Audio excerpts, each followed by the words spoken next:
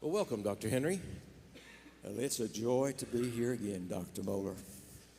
And this is after you have served 2 full terms as a member of our Board of Trustees. And that's an enormous investment. 11 years. 11 years. Mm-hmm. Well, thank you for that service. And during that entire time, you've been a source of great wisdom and constant encouragement. Thank you, Dr. Moeller. It's been such a joy to serve with you, and I appreciate your integrity, your leadership. I often said if I was in a debate, the first person I'd choose on my team would be you. And to these wonderful trustees and their spouses, to hang out with these kind of people, and the Boys College, Dr. Bruce and Dr. Hunter, this has been an enriching thing. And to come to chapel and hear the singing, it's worth the whole trip just for that. So I'm honored that the Lord gave me this privilege. Loved it. Well, you have served, I should say, as kind of famously you have served as chairman of the Boys College Committee of the Trustees. Yes, I have. And I've watched that school and the leadership there, and I tell you, I am really impressed with the caliber of people that are leading the school. And when I hear the students, I'm even more impressed. What a great group of people. I'm going to miss those meetings. Well, you can always come back and visit. Well, okay. If you'll let me, I'll come back. All right, so I wanted to take advantage, Dr. Henry, of the fact that you are here. We have this chapel service, and it's near the end of our term. And it's a good time for us to think about some things. And, you know, an awful lot of people in this room are incredibly young, which is a gift. It gives folks like us just tremendous hope. And this is fantastic. The one thing that comes with being young is that you were born after other stuff happened. And a lot of the stuff that shapes this institution right now is stuff that happened before a lot of these students were born, and even when a lot of these faculty members were very young. And I want not so much to just sit back and tell war stories, as I want to trace some important developments, because you're one of the last people who can connect some dots. So you were born where? Nashville, Tennessee. Okay, I associate you with Tennessee, but you ended up going to Georgetown College. Yes, I did. Okay. And New Orleans Seminary. That's right. And then you went to be a pastor in Tennessee. Two Rivers Church in Nashville, across from Opryland. Right. And you have kind of family at Opryland. My brother was vice president of Opryland. Right. So I had to. You were working both sides of the street. That's why they sent me to Orlando. Right. Well, and while you were at Two Rivers, which, by the way that plays out is that Nashville was far more then than now. It had the feel for Baptist of a headquarters city. Yes, it did. And you weren't playing by the headquarters rules. Not exactly. Not exactly, yeah. But the Lord blessed your ministry. Wonderfully. Wonderfully. You might need to get that microphone just a little closer. A little bit closer, how's that? That's great. Okay. And this church started growing phenomenally. It was one of the fastest growing churches in the Southern Baptist Convention. Yes, it was. Mm-hmm. And why was it? We did just the basics. We prayed. We believed God could do anything but fail. And we trained our people how to evangelize. We did D. James Kennedy's program, Evangelism Explosion.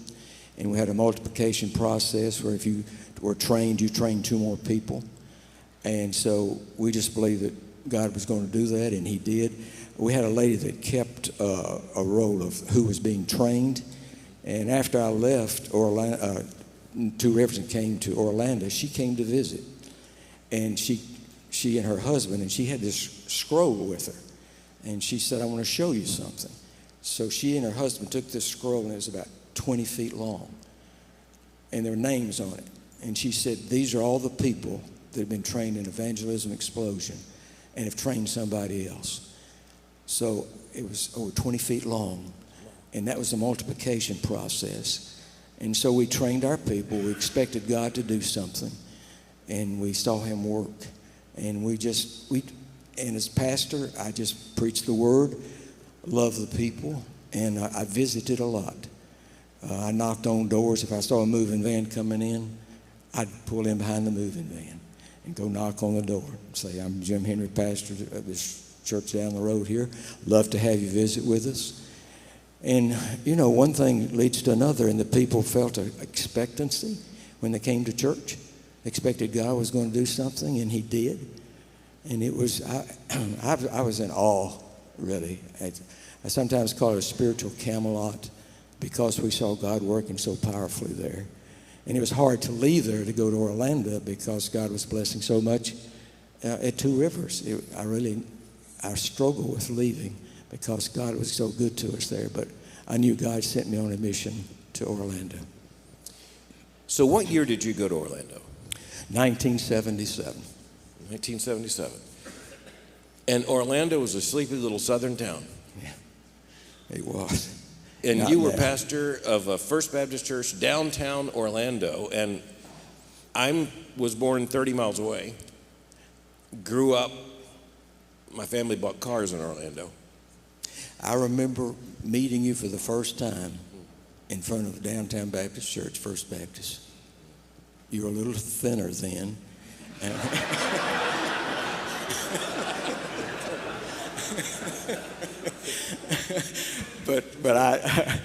But you were.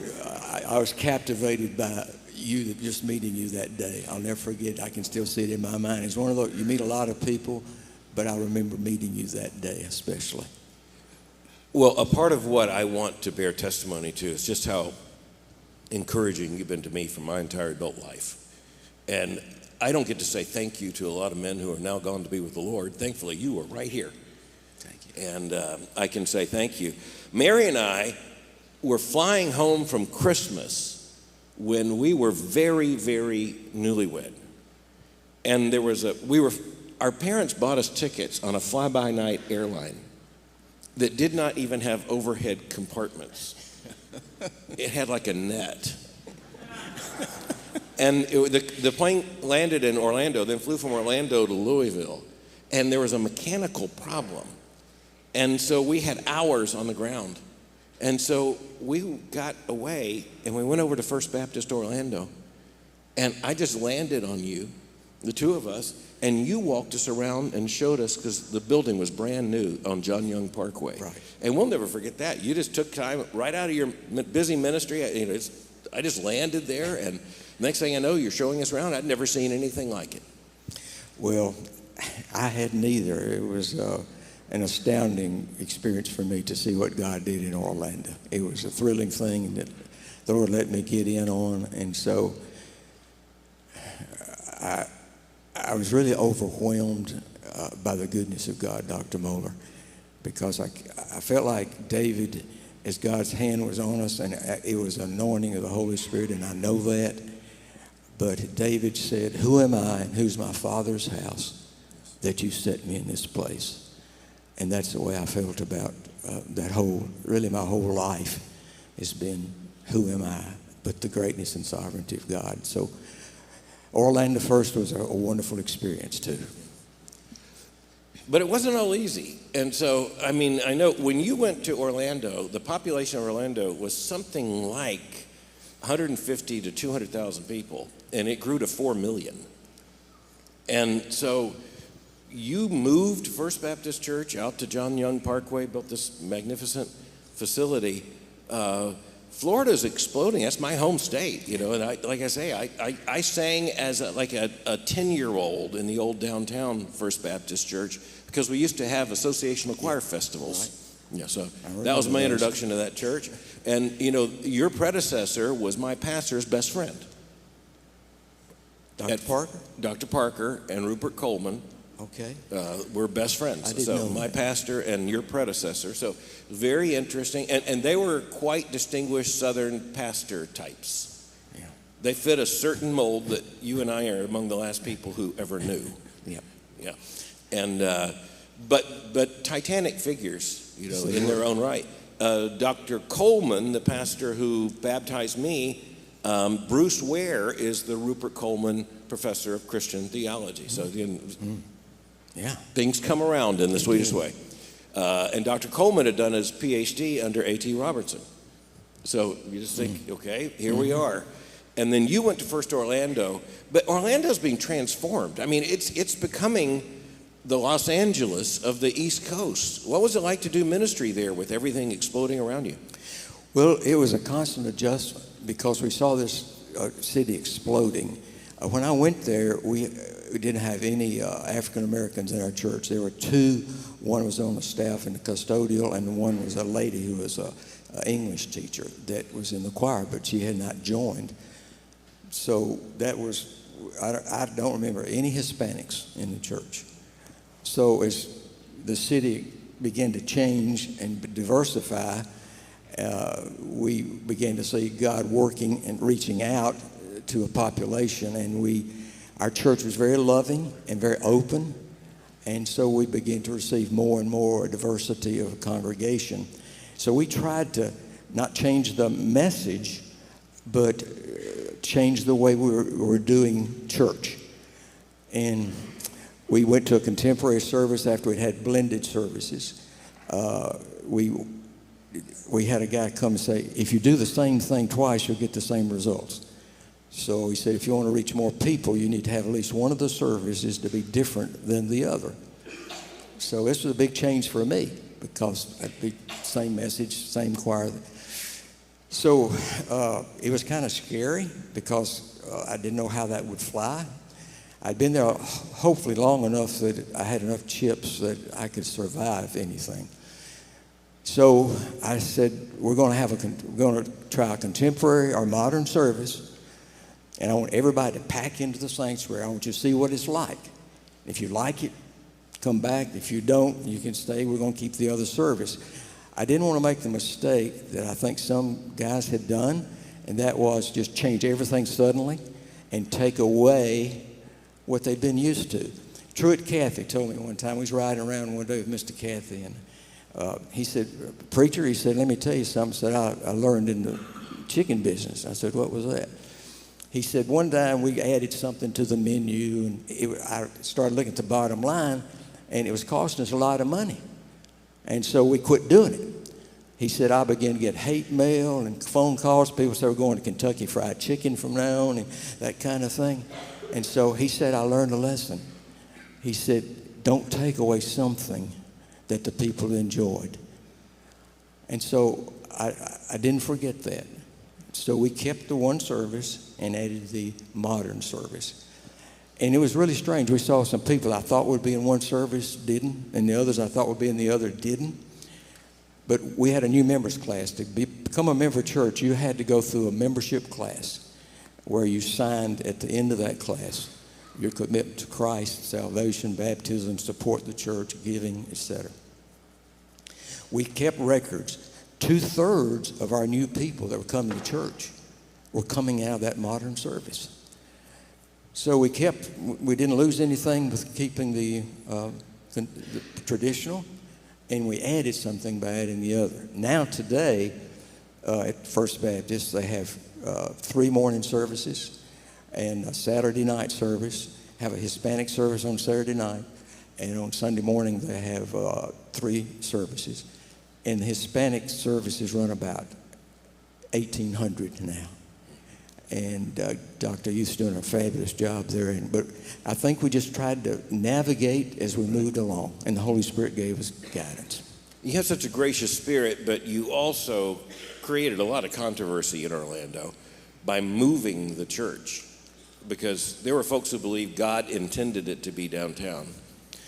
Yes, He did. That was a scary time. I remember as a very young man observing your leadership during that time, and I was impressed. You were always gracious, but you weren't ever looking back either. No, because I felt like we tried to stay downtown. We fasted and prayed. We tried to buy property around us. We did everything to do to stay downtown because they'd been down there since 1871. So I knew this, but we just owned 50 parking places downtown. People would come up, see, we had 3 services back to back. People were driving away. So we finally said, folks, we got to do this. And we came to strategic time, Dr. Moeller, and it's one of those moments you never forget. The committee had said, let's buy the property. We're going out. But I brought it to the deacons. The deacons didn't have to approve it, but I wanted to go to the church and say the pastor, the staff, and the deacons say that we do this, make this move out to John Young Parkway. So I went to the deacons meeting, and we voted. At the end of the vote, it was like, I don't remember exactly, we had about 80 or 90 deacons, and it went like 2/3 yes and about 1/3 no. I knew it was enough to carry the day, but I didn't feel comfortable. And so at the break time, I went to the chairman. He worked at Martin Marietta, Lockheed Martin. I said, Don, I said, would you have the guys get on their knees and pray one more time? I just don't feel good about this. He said, yes, Pastor, I'll do it. So we went back in there, and the guys got on their knees. And Don said, Pastor asked us to pray about it. Some of you may want to change your mind, but pray about it and be sure, because this is a strategic moment in the life of our church. So the guys got on their knees and prayed. And when God through praying, he called for another vote. And it was not unanimous, but nearly unanimous. And felt like this is the thing to do. Years later, I saw him in Knoxville, Tennessee. And we were talking after a wedding. And I said, Don, I want to thank you. He said, for what? I said, because if you hadn't called that meeting and had those men get on their knees and pray, we still may have been downtown. And he started crying. And he said, Pastor, I'm glad we did. I said, Don, I am too, because it literally changed thousands and thousands of lives because we were capable of reaching more people, discipling them, and bringing them to a place of worship. I want to fast forward to the conservative resurgence in the Southern Baptist Convention. Yeah. So that had been going on for years, and you were elected president of the Southern Baptist Convention in 1994. Right.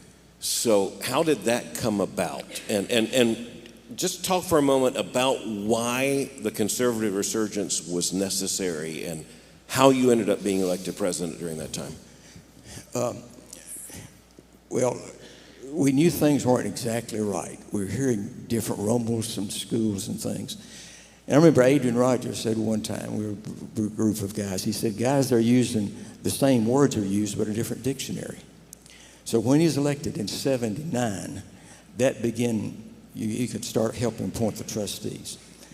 So that was a big thing. But it moved along. They formed the Peace Committee. And I was asked to be on the Peace Committee. And I don't remember if it was 19 or 20 or 21 of us. And they tried to balance it off. Some were more moderate and more conservative. Charles Fuller, First Baptist Church of Roanoke, was a chairman. And so we met, and they assigned us to go to different schools and institutions to see if there's liberalism and what they would teach in the Bible, etc. So I was chairman of a subcommittee that went to 2 of our seminaries. And so to one of our seminaries, I don't know if I should say it publicly or not, but I went there. At this stage in life, you can pretty much say whatever you want to say. Okay. I think you're right. We went to Southwestern and Southeastern. So at Southeastern, the night before we met with the president and the dean, some conservative students met with us because they said you can talk to anybody. They gave us that church, talk to anybody about anything, have them talk to you. So they met with my subcommittee, and they said, here's some things that are going on. They're being taught in the classrooms. And so they gave us a list of things. They kept notes. So the next morning, we had breakfast with the president and the dean, very gracious to us. And so after the end of the breakfast, I said, there are a couple of questions I'd like to address. I've been assigned by the Southern Baptist Convention to do this. We've talked to some of the students. We hear some other rumbles about things. And I said, is it true that nobody, that you do not believe that Adam and Eve were real people? Because some students said that's being taught in the classroom, that Adam and Eve were mythical figures. They were just allegorical. And so he didn't say anything for a minute. He looked over to the dean. He said, Dean, answer that question. And here's what he said. He said, not only I don't believe it, but he said nobody in the Old Testament department believes it. In fact, nobody believes the first 11 chapters of Genesis. I was shocked. But we realized we had a really deep problem. So we reported back to the full Peace Committee. We brought our report to the Southern Baptist Convention. Long story short, when we voted on that Peace Committee report, it was nearly unanimous. because we had seen things that were going on, reported with full integrity, and the convention said, this is the way we're going, and that's started. So by the time I became president, it had pretty much, the presidents had been elected, were conservatives all the way in. They had some really close calls, some close votes, if you may recall, along the way. But the time I came in, I followed Ed Young at Second Baptist Houston. He was president just before me. And when I was nominated, Fred Wolf was at Cottage Hill Church, and Fred and I were nominated. Charles Stanley nominated Fred. And so Jack Graham at Prestonwood nominated me. So when I heard, I'd prayed about it, whether I should even be nominated. And so one night while I was prayer walking, because Fred had already been nominated and Charles Stanley was going to nominate him, I said, man, that's a pretty formidable team there. And so I said, Lord, if you want me to be nominated, have somebody that I know and respect get in touch with me in the next few hours and say, I hope you'll let your name be put forward. So within 24 hours, I had a call from Dr. James Sullivan, who at that time was president of Life, what we call Lifeway now, and Dr. Franklin Pascal, First Baptist Church Nashville, who had been a Southern Baptist president, and they said, Jim, we hope you'll let your name be nominated. So I knew then, whether I won or lost, that I was supposed to be nominated. And so that was that. And so Charles got up and gave a tremendous, I said, no chance I'm on with Charles Stanley. I'll be chosen. And Jack got up, and I don't remember, but he gave one line that I think, because a lot of people didn't know, both Fred's a wonderful man, and but Adrian was supporting him. And Adrian told me, he said, Jim, he said, I've already told Fred I'm supporting, but if you get elected, I'll support you, which is Adrian.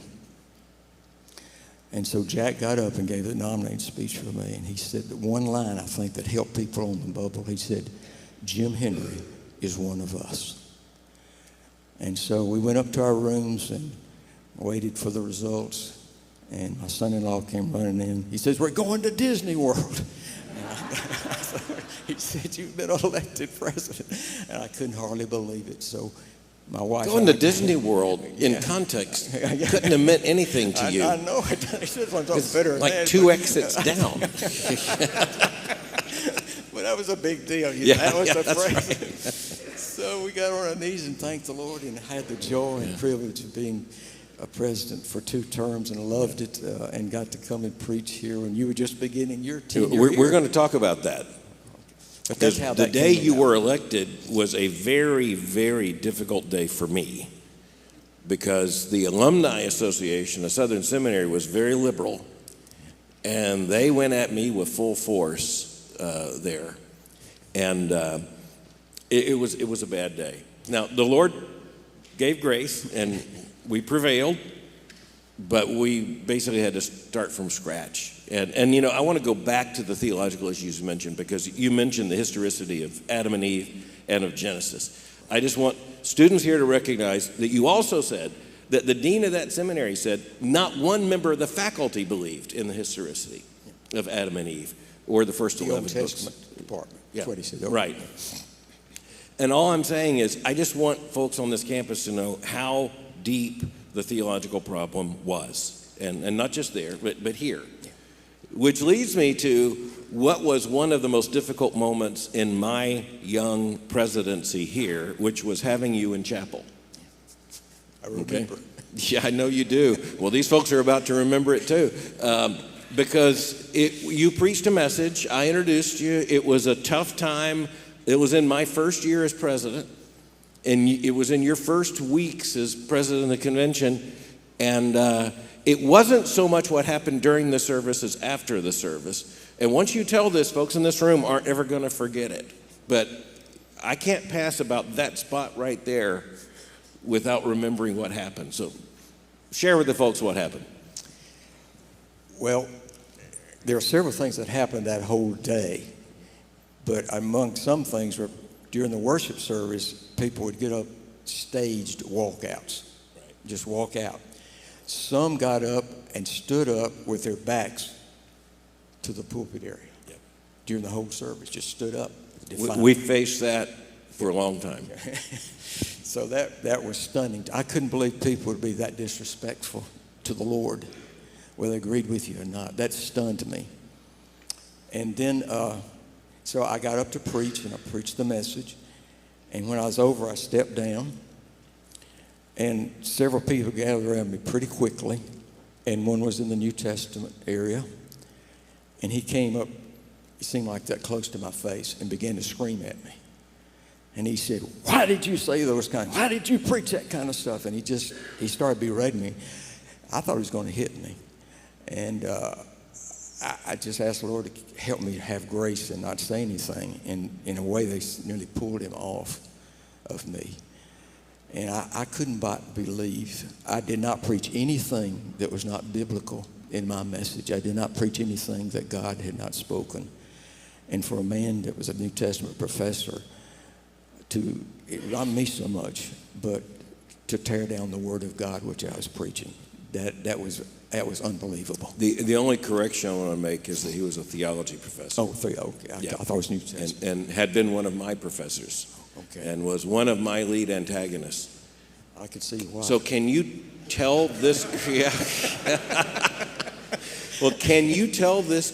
I mean, what he was offended by is, I mean, I just have referred to it for 30 years as the turtle story. So, well, I had a line of several different things I was saying this and comparing things.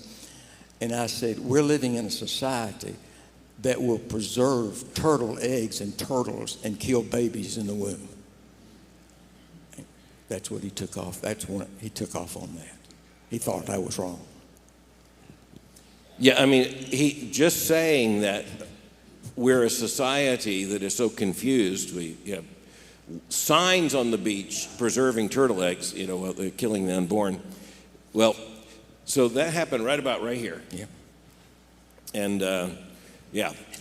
And then around us, things just went worse. So then I had a professor of Christian ethics walk up. And he walked up and he held up his little finger. And he said, "If you cut this finger off, it's human life. Saying something's human life is saying nothing."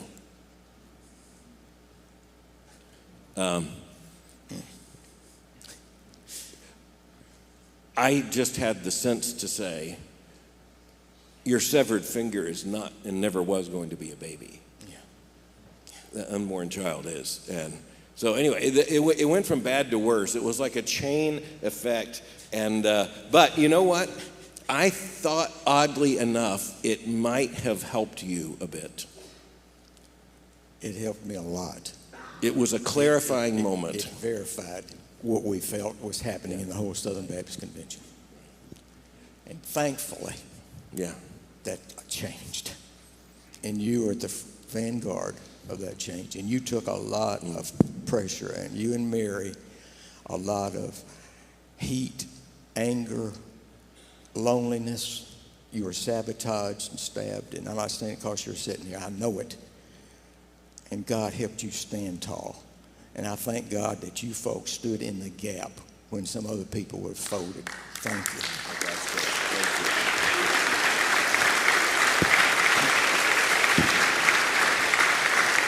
Thank you, sir.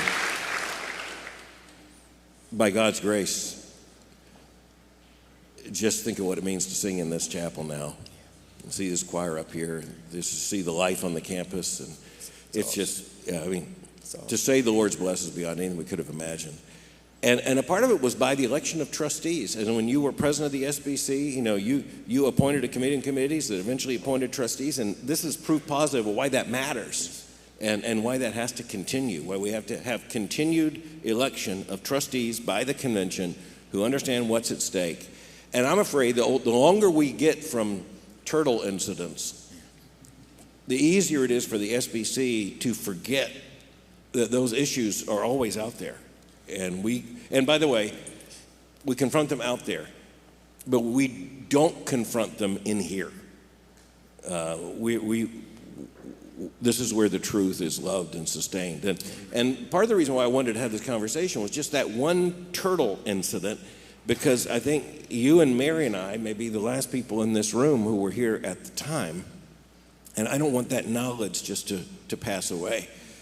But as I've known you over the years, you've been so gracious, and I would drop in on you, and we would, and of course later when I was president here, during the time you're president, we did many things together, and I saw your leadership as president in the SBC, and you continued to encourage throughout all the years. And one of the things is that because Mary and I from Florida, we were there a lot. We saw what happened. We saw how the Lord blessed, and you had some really interesting experiences at the First Baptist Church. And so one of the things is that in Orlando, it was kind of a magnet for all kinds of things. For sure. For sure. Including some quack Christianity. Yes. Yep. A lot of things. And prosperity preachers. Yes. And Benny Hinn. Yes. Yep. I don't know how many of the folks here.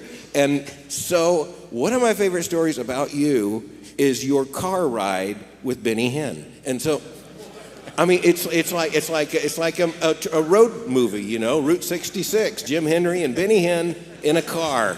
But not just any car. So please tell the story. Well, Benny had a church in Orlando at the same time. So he calls up one day and he says, I'd like to take you to lunch. I said, I'd love to do that. So he pulls up in front of the church and he comes in to get me. I meet him in the Welcome Center. And so I go out there and he said, out there's a Rolls Royce. An antique, and 16-cylinder Rolls Royce. Yeah, it was a Rolls Royce. I mean, it was a top of the line Rolls Royce, and I thought it was somebody else's car. He says, "Let's go." I said, "Where?" He said, "That's my car." I said, "It is." He said, "Yeah, get in." So we get in, and I'm sitting in. First time in my life, I'm sitting in a Rolls Royce. So we're going down I-4, and we going along down there, and so he said, "You want to drive this thing?" I said, "Yeah."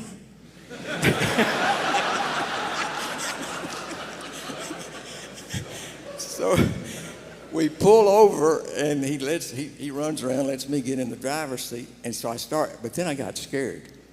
I thought two things: what if I wreck it? Number one. Number two, what if somebody in my church or somebody watches on television sees me driving Benny Hinn in a Rolls Royce? I knew that preacher was scraping under the. I said, "Lord, don't let anybody knows me see me doing this." So we're driving on. Benny says, "We're running out of gas." The thing got like 4 miles to the gallon. Yeah, I mean it was a clunker. It was a big thing. He said, "We're on empty." He said, "Find a station." So in those days they had stations. You could self-serve or they would serve you. So I'm driving, so we pull into the service station, so I jump out. He said, "Where are you going?" I said, "To put gas in here." He said, "Son, you're driving a Rolls Royce. You get back in here and let them put it in there." Right. I said, "Okay." So he used to address people, he would say, "Brother." Yeah. Brother. Bill Bright and I saw him in the bookstore one time, and he talked to us. And so he said something to Bill. He said, "Dr. Bright," he said, "would you help mentor me?" And he said, "You and Pastor Henry?" And we said, "Yeah, we'd be glad." He said, "I'd like to meet with you regularly and let you all share with us." So we both, Dr. Bright and myself, both volunteered to help with Benny, but he never called us. Well, he just named it and claimed it, brother. That's right. He got it. All he needed was that one conversation. He got everything. I don't know how many people in this room will remember Benny Hinn, but he was at one point, and that prosperity theology was so blatant, name it, claim it, dream it, whatever. And it was like, you can't believe he actually lives like this. But then Dr. Henry told me, no, he lives like that. Yeah, he did. I started to name and claim it too if I get a Rolls Royce, but I didn't. Didn't work. Yeah, that didn't work with Baptist deacons. That's not a prayer they're going to pray with you in faith. You know what I mean? Well, time is running out. I just want to thank you for your generosity of spirit. But I want to ask you, if you had parting word, just in finishing your term as trustee and speaking to the faculty and the students, both of the seminary and the college and the others who are here,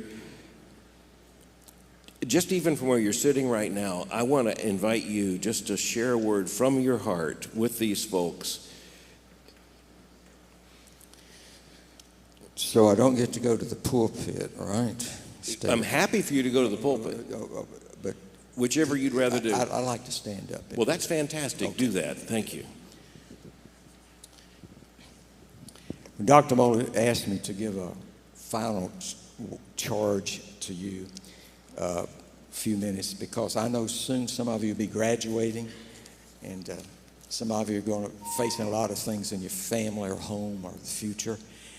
And I try to think of a word that I try to pass on to you.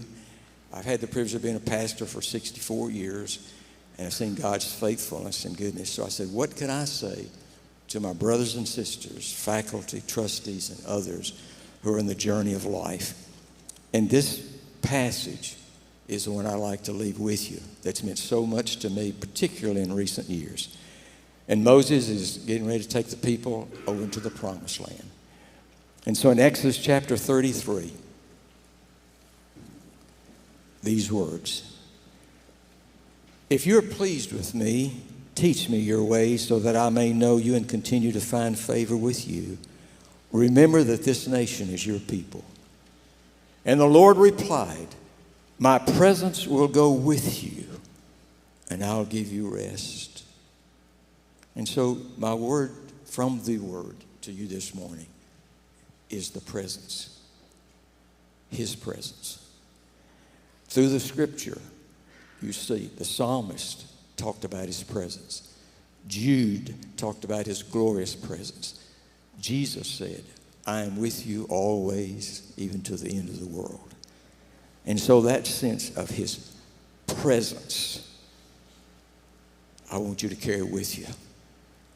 His presence carried the children of Israel through. They saw this was a promise. They saw his provision.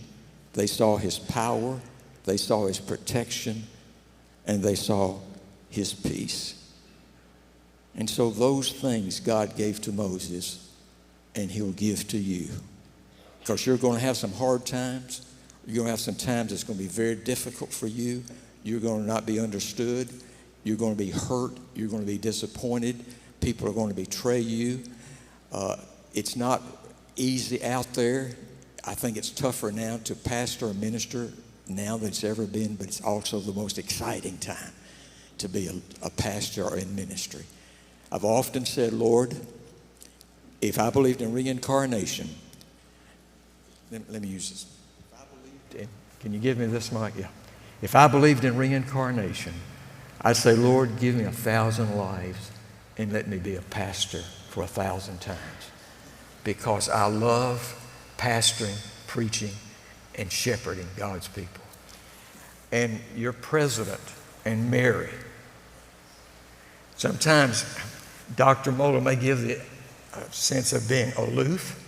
I'm just being, but I want to tell you, he's got a shepherd's heart. These two people have shepherd's heart. And you've got to have shepherd's heart.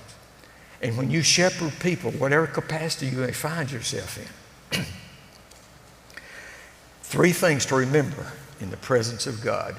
I asked R.G. Lee one time, it was at Bellevue for many years. I said, Dr. Lee, what would you tell a young preacher? He didn't pause for a minute. He said, preacher, he said, stay in the Word, stay on your knees, and close to the people. And that stayed in my mind. And I've tried to do that. I haven't always succeeded, but I wanted to do that. And if you'll keep that in your mind and in your life, through the heartaches, the disappointments, the mountains and the valleys, and all those things that happen to us in ministry, and remember his presence. My peace I give to you. And stay faithful. Stay faithful. Gary Chapman, I don't know if you remember this story or not. Gary Chapman went up to Lottie Moon's grave. Did you know this story? Lottie Moon, our great missionary who started the Lottie Moon Christmas offering, she was sent back home after being in China for many years. She came back, they sent her home because she was dying. She got to, I believe it was Singapore or Hong Kong, and she was about 80 pounds. Was starving because there's a famine going on in China. And she died before she got home. This courageous woman helped us get the Lottie Moon Christmas offering that we all Baptists give to.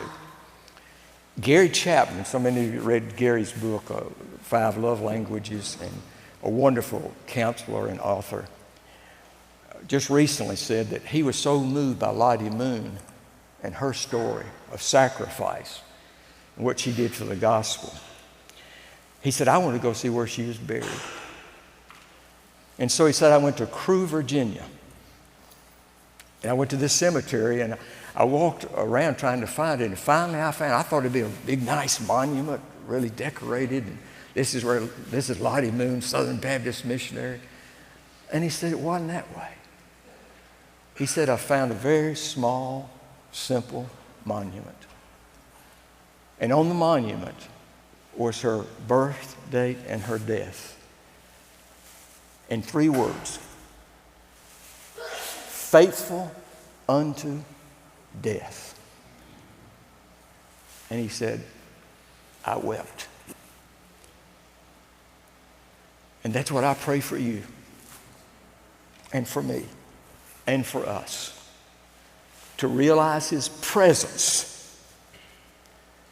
and be found faithful unto death. God bless you, my brothers and sisters, and we'll see you here or there. It's a joy and a privilege to serve Jesus and to serve this wonderful school. Thank you, Dr. Moore.